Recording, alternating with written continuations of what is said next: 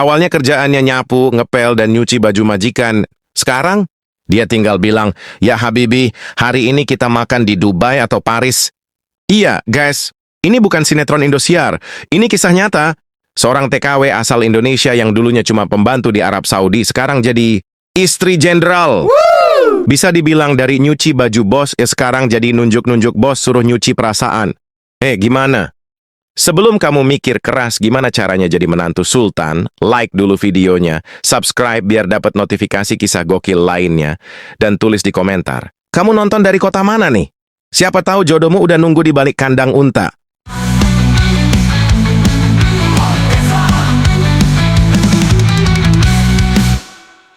Sebelum jadi istri jenderal dan tinggal di rumah yang kamarnya lebih banyak dari jumlah sepatu kita, Umi Hana itu cuma wanita biasa dari kampung. Hidupnya sederhana banget. Bangun pagi bukan buat yoga atau sarapan roti gandum, tapi langsung ke sumur nyuci baju sambil mikir, kenapa air ini nggak bisa nyetrika juga sekalian ya? Penghasilan di kampung pas-pasan, kadang pas gajian pas langsung habis. Kadang makan cuma pakai garam dan doa ibu. Dan kayak jutaan orang Indonesia lainnya, Umi akhirnya nekat daftar jadi TKW. Bukan karena pengen jalan-jalan ke gurun, tapi karena pengen bantu orang tua nyekolahin adik dan, ya, nyicil impian yang waktu itu rasanya cuma bisa dilihat dari etalase mimpi. Modalnya, cuma satu koper, satu paspor, dan satu tekad. Kalau hidup di kampung nggak bisa bikin kaya, nah ya udah cari duit di negeri orang. Dan begitulah, dari kampung kecil, yang bahkan Google Maps pun kadang nyasar. Umi Hana pun terbang ke negeri orang, jadi pembantu rumah tangga di Arab Saudi. Belum tahu ke depannya bakal jadi apa. Yang penting waktu itu, kerja dulu. Jodoh, nanti aja dipikirin. Taunya datang juga. Tapi sabar, kita belum sampai situ. Setibanya di Arab Saudi, dunia baru langsung menyapa Umi Hana dengan cara yang cukup. Wah! Dari yang dulu cuma kenal nasi dan sambal, sekarang harus paham arti Habibi, Insyaallah, dan Yalla Yalla yang keluar terus dari mulut majikan. Kerjaannya? Ya standar TKW lah, nyapu, ngepel, masak, nyuci baju, sampai jadi babysitter dadakan. Kadang waktu nyapu, kaki pegal, hati juga pengen nyapu beban hidup sekaligus. Tapi ya namanya juga hidup harus jalan terus. Bahasa Arab, awalnya cuma ngerti syukran dan la, tapi lama-lama mulai paham maksud si bos, walau masih sering salah kaprah. Contohnya, waktu Umi bilang insyaallah ke majikan, dia kira Umi janji datang, padahal itu cuma cara sopan bilang, semoga bisa. Tapi walau berat, Umi tetap semangat. Biar gimana pun, kerja keras dan sabar itu modal utama jadi TKW sukses. Apalagi kalau akhirnya mau jadi istri jenderal. Sabar dulu, jangan keburu ngimpi. Kita lihat dulu gimana dia bisa bikin sang jenderal terpikat ya. Nah, disinilah awal kisah cinta sejati kita mulai mengintip. Jadi gini, meskipun Umi Hana cuma pembantu rumah tangga, tapi sikap dan kepribadiannya tuh beda dari yang lain. Dia tuh tipe orang yang kalau lihat gelas kotor di meja, langsung dicuci. Kalau lihat lantai kotor, langsung dipel. Dan kalau lihat hati seseorang kosong, ya siapa tahu bisa diisi juga kan? Setiap hari Umi kerja tanpa banyak ngeluh. Walaupun capek, dia nggak pernah ngambek. Paling-paling cuma duduk sebentar sambil bilang, "Ya Allah, kuatkan hambamu yang lelah tapi tetap glowing ini." Bahkan saat anak-anak majikan rewel, Umi tetap sabar. Nggak ada tuh ceritanya banting pintu atau marah-marah. Bahkan suatu hari, waktu anaknya majikan muntah di karpet Turki yang harganya mungkin setara satu rumah di kampung, Umi malah bilang, "Alhamdulillah, berarti perutnya udah lega." Majikannya awalnya cuma ngeliatin, tapi lama-lama mulai heran sendiri. Dalam hati dia mungkin mikir, perempuan ini beda. Dia nggak cuma bersih-bersih rumah, tapi juga bersihin hatiku yang kosong sejak ditinggal mantan. Umi juga dikenal nggak suka gosip. Dia kerja, ya kerja. Bahkan ketika TKW lain sibuk nguping drama rumah tangga orang, Umi sibuk nguping suara hatinya sendiri yang bilang, "Bertahan, Mi, rezekimu besar nanti." Dan bener aja, sang jenderal mulai makin sering ngajak ngobrol. Awalnya cuma tanya, "Kamu udah makan?" Lama-lama nanya, "Kamu udah ada yang punya belum?" Bahkan ada momen kocak.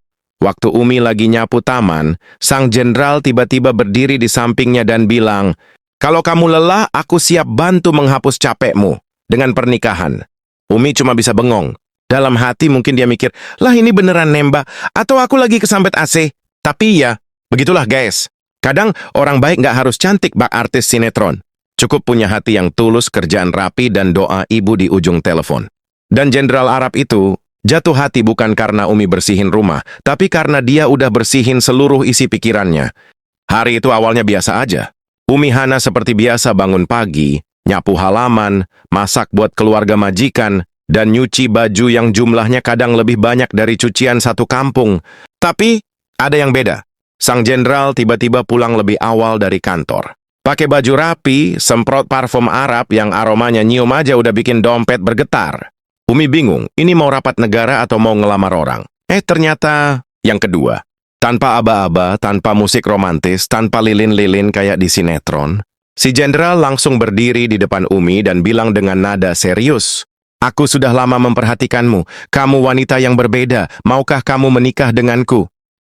Umi refleks lihat ke kanan, ke kiri.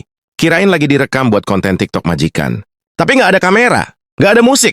Hanya detak jantung dan aroma nasi kapsa. Umi diem, shock. Dalam hati dia mikir, "Ya Allah, ini lamaran beneran atau aku lagi masuk angin berat?"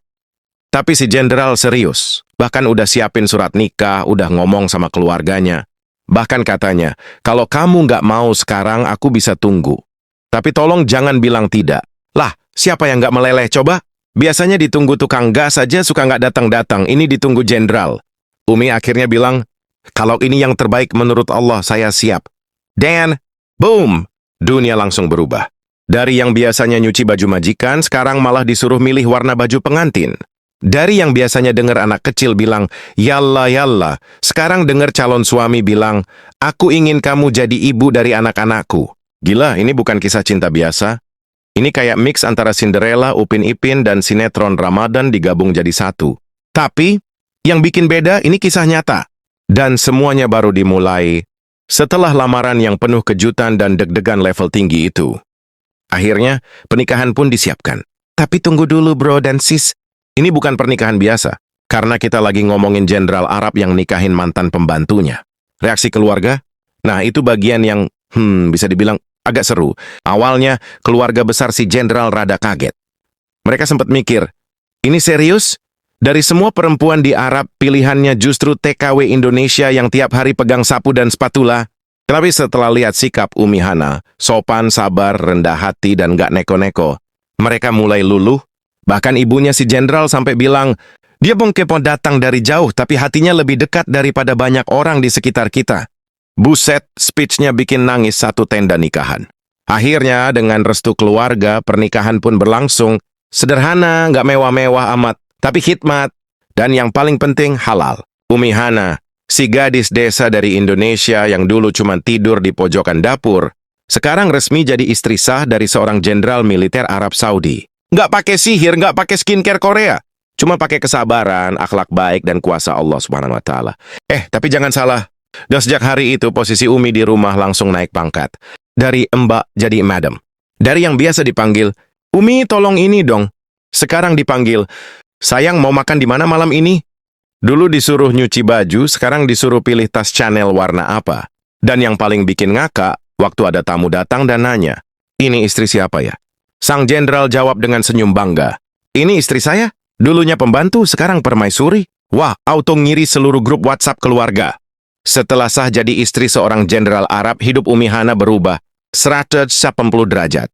Kalau dulu kamar tidurnya ukuran 2x2 meter, satu kasur, satu kipas, satu galon, satu doa, sekarang kamarnya gede banget, sampai sinyal HP bisa hilang di pojok ruangan. Dulu bangun pagi buat nyapu halaman. Sekarang bangun pagi buat milih baju, mau pakai abaya Gucci, Chanel, atau yang cuma merek lokal Dubai harga sepeda motor.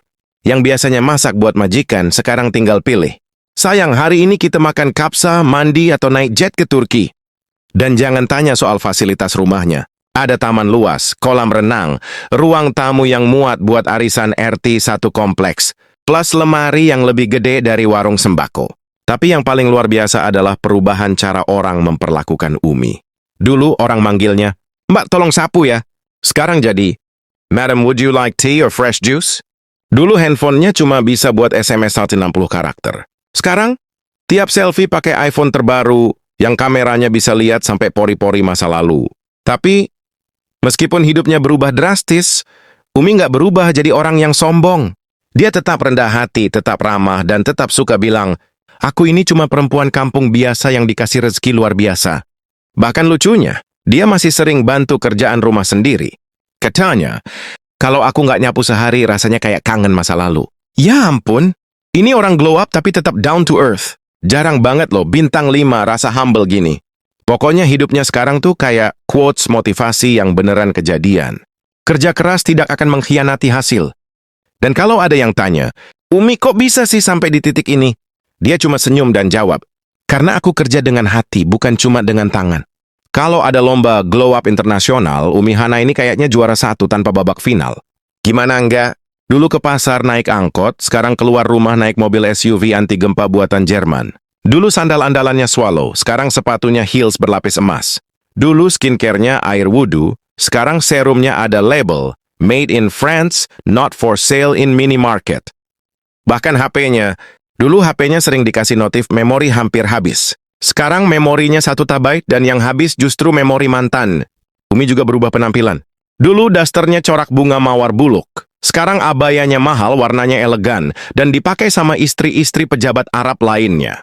Dan lucunya, dulu waktu selfie, background-nya tumpukan cucian. Sekarang, background-nya kolam renang pribadi. Tapi, di balik semua perubahan itu, Umi nggak pernah lupa asal-usulnya. Kadang, walau pakai tas branded harga motor Ninja, dia masih suka jajan gorengan pinggir jalan kalau pulang kampung. Katanya, crispy-nya itu beda, kayak kenangan. Dan ada satu cerita lucu, waktu pertama kali dibelikan tas Hermes sama suaminya, Umi malah bingung. Ini tas bisa muat belanjaan pasar nggak ya? Habis gimana ya? Dulu mikir tas mahal itu yang dijual di katalog arisan. Sekarang punya lemari khusus buat tas aja udah kayak showroom. Tapi yang bikin salut, Umi nggak pernah pamer. Dia selalu bilang, semua ini cuma titipan. Yang penting bukan tasnya, tapi siapa yang bawa tas itu. Wah, bijaknya level bintang 5. Netizen sampai nyesek, karena dibilang tas itu cuma titipan, padahal tas kita sendiri juga titipan dari Shopee Pay Later. Intinya Umi Hana nggak cuma naik kelas secara ekonomi, tapi juga secara sikap dan kepribadian. Dari yang dulu hidupnya pas-pasan, sekarang jadi simbol bahwa rezeki itu bisa datang, bahkan lewat pintu majikan. Biasanya ya, kalau orang udah jadi istri jenderal, tinggal di rumah gede, perhiasan ngalahin toko emas keliling, gaya bicaranya langsung berubah. Tapi tidak dengan Umi Hana. Dia masih ngomong logat kampung, masih suka manggil orang pakai mbak. Dan kalau ketemu sesama TKW di supermarket, dia langsung sapa. Mbak, masih kerja di keluarga itu? Wah, semangat ya. Bahkan banyak TKW yang bilang, Umi itu udah kaya, tapi kalau ngobrol masih kayak teman sekamar waktu dulu, sama-sama rebutan sabun mandi di penampungan. Dan hebatnya lagi, Umi nggak cuma rendah hati, tapi juga dermawan luar biasa. Gaji dia nggak cuma dipakai buat beli barang branded, tapi juga buat bangun masjid kecil di kampung, bayarin sekolah anak-anak tetangga, bantu TKW lain yang kesusahan di Arab. Ada satu cerita menyentuh. Waktu ada TKW yang kabur dari majikan karena disiksa, Umi yang turun tangan bantu urus ke kedutaan. Bahkan ditampung dulu di rumahnya. Dia bilang, aku pernah di posisi itu. Kalau aku bisa bantu, masa iya aku cuek? Dan jangan salah, walaupun udah jadi istri jenderal, Umi masih suka ikut acara pengajian TKW. Masak buat ramai-ramai, bahkan masih suka bawa Tupperware isi rendang sendiri. Teman-temannya sampai heran. Ih, nggak malu ya bawa bekal? Umi santai jawab. Lah, makanan sendiri kan lebih terjamin, dan rendangku nggak kalah sama restoran bintang 5. Ya begitulah Umi, dia udah naik kelas, tapi nggak pernah lupa kelas lama. Dia pernah bilang, percuma tinggi derajat kalau lupa caranya membumi. Duh, quotes-nya bisa ditulis di spanduk motivasi RT. Gak heran, banyak TKW di Arab yang sekarang manggil dia Umi Senior. Bukan karena umurnya, tapi karena sikapnya yang dewasa, bijak, dan tetap lucu. Pokoknya Umi Hana ini kayak nasi uduk, wangi, bikin kenyang, dan bisa dinikmati semua kalangan. Nah, itu dia kisah luar biasa dari seorang wanita biasa bernama Umi Hana. Dari kampung kecil di Indonesia, jadi pembantu rumah tangga di Arab. Dan akhirnya, jadi istri sah seorang jenderal militer. Tapi pelajaran terbesarnya bukan soal nikah sama orang kaya. Bukan juga soal tas mahal, rumah mewah, atau kolam renang, yang isinya bukan cuman air, tapi mimpi-mimpi yang dulu cuman angan-angan. Yang paling berharga dari kisah ini adalah kesabaran, keikhlasan, dan kerja keras. Umi nggak pernah ngeluh, nggak pernah mengeluh nasib atau menyalahkan keadaan. Dia kerja pakai hati, bukan cuma tangan, dan hasilnya Allah balas dengan rezeki yang gak tanggung-tanggung. Jadi buat kalian yang lagi kerja keras di luar negeri, lagi jadi TKW, buruh, tukang sapu, barista, atau apapun itu, jangan minder, jangan ngerasa kecil, karena bukan profesimu yang menentukan masa depanmu, tapi caramu ngejalanin hidup itu yang bikin kamu besar. Siapa tahu, hari ini kamu lagi bersihin rumah orang, tapi tahun depan kamu udah bersihin nama mantan dari hati. Maksudnya, kamu udah punya hidup yang lebih bersih, lebih indah, lebih diberkahi. Dan terakhir nih ya, kalau kamu suka sama kisah kayak gini, jangan lupa like videonya, subscribe channel ini, dan tulis di komentar. Salam dari kota kamu, dan pendapatmu tentang kisah Umi Hana ini. Siapa tahu dengan klik tombol like dan komentar, rezekimu juga ikut naik pangkat kayak Umi. Sampai ketemu di kisah nyata berikutnya yang pastinya nggak kalah wow dan penuh pelajaran. Ingat, jodoh, rezeki, dan kejutan hidup kadang datang dari tempat yang nggak disangka. Wassalamualaikum. Dan selamat bermimpi besar dimulai dari hati yang ikhlas.